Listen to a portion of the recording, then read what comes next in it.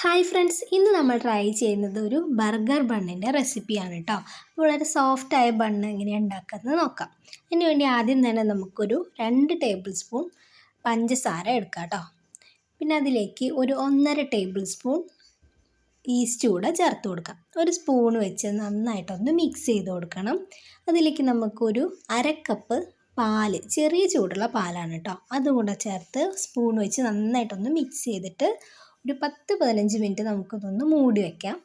ഇനി നമുക്കിതിൻ്റെ മൈദയൊക്കെ അളന്നെടുക്കണം. ഒരു 1.5 കപ്പ് മൈദയാണ് കേട്ടോ എടുത്തിട്ടുള്ളത്.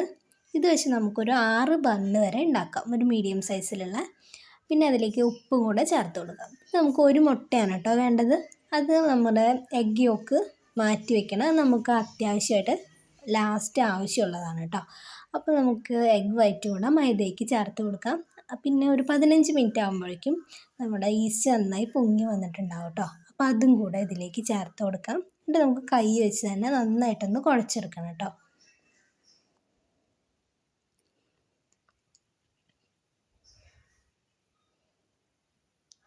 കുറച്ച് ഓയിൽ കൂടെ ചേർത്ത് കൊടുക്കണം.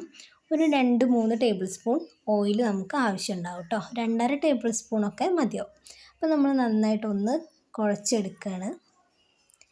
ഇനി നമുക്ക് നന്നായിട്ടൊന്ന് ഷേപ്പ് ചെയ്ത് വെച്ചതിന് ശേഷം മുകളിൽ കുറച്ച് ഓയിൽ സ്പ്രെഡ് ചെയ്ത് കൊടുക്കണം.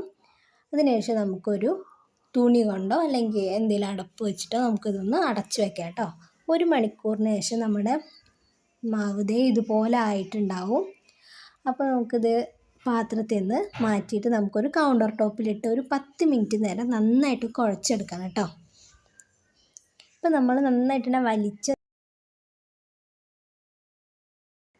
ഇങ്ങനെ കുഴച്ചെടുക്കണം.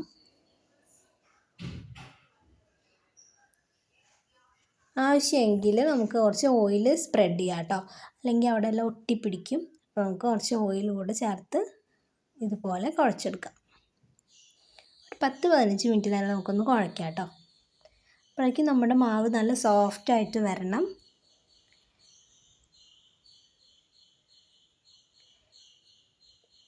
എന്നിട്ട് നമ്മുടെ മാവ് ഇപ്പോൾ നല്ല സോഫ്റ്റ് ആയിട്ടുണ്ട് കേട്ടോ. നമുക്ക് ഈക്വലായിട്ട് ഇത് ചെറിയ ചെറിയ ഉരുളകളാക്കിയിട്ട് മാറ്റി വയ്ക്കാം കേട്ടോ.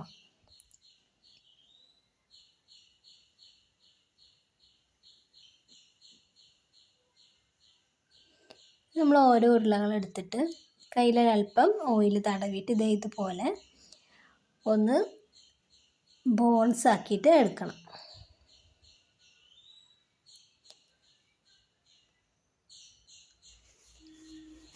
നമ്മൾ കുക്കറിലോ അല്ലെങ്കിൽ നമ്മൾ അലുമിനിയത്തിൻ്റെ വല്ല പാത്രങ്ങളിലോ അല്ലെങ്കിൽ നോൺ സ്റ്റിക്ക് പാത്രത്തിലോ ഒക്കെ നമുക്കിത് ഉണ്ടാക്കാം കേട്ടോ. അപ്പോൾ നമ്മൾ അവനിൽ വെച്ചിട്ടല്ല ഉണ്ടാക്കുന്നത്, അപ്പോൾ ഞാൻ ഉരുളിയിൽ വെച്ചിട്ട് ഉണ്ടാക്കുന്നത് കേട്ടോ.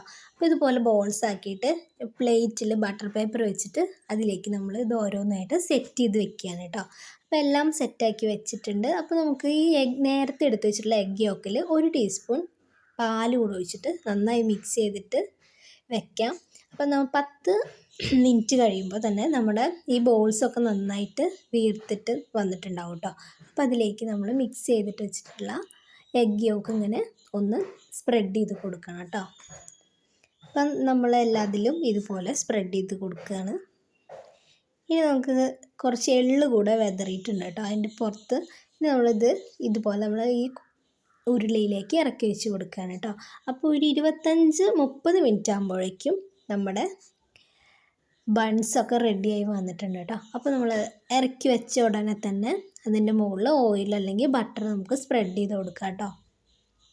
എല്ലാത്തിലും ബട്ടർ സ്പ്രെഡ് ചെയ്ത് കൊടുത്തതിന് ശേഷം നമുക്കൊരു ചെറിയ നനവുള്ള തുണി വെച്ചിട്ട് ഇതൊന്ന് കവർ ചെയ്ത് വെക്കണം. നന്നായി ചൂടാറുന്ന വരെ നമുക്ക് വെയിറ്റ് ചെയ്യാം കേട്ടോ. അപ്പോൾ നമ്മൾ ചാനൽ സബ്സ്ക്രൈബ് ചെയ്യാത്തവരാണെങ്കിൽ തീർച്ചയായിട്ടും സബ്സ്ക്രൈബ് ചെയ്യണം കേട്ടോ. അപ്പോൾ ഇതുപോലെ നമ്മുടെ ബണ്ണ് നല്ല സോഫ്റ്റായിട്ട് വന്നിട്ടുണ്ട് കേട്ടോ.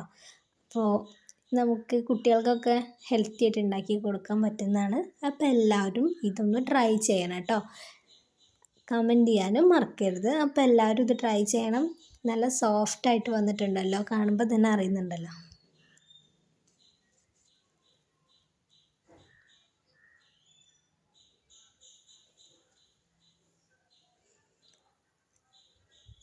അപ്പോൾ എല്ലാവരും ട്രൈ ചെയ്യുക. Thank you.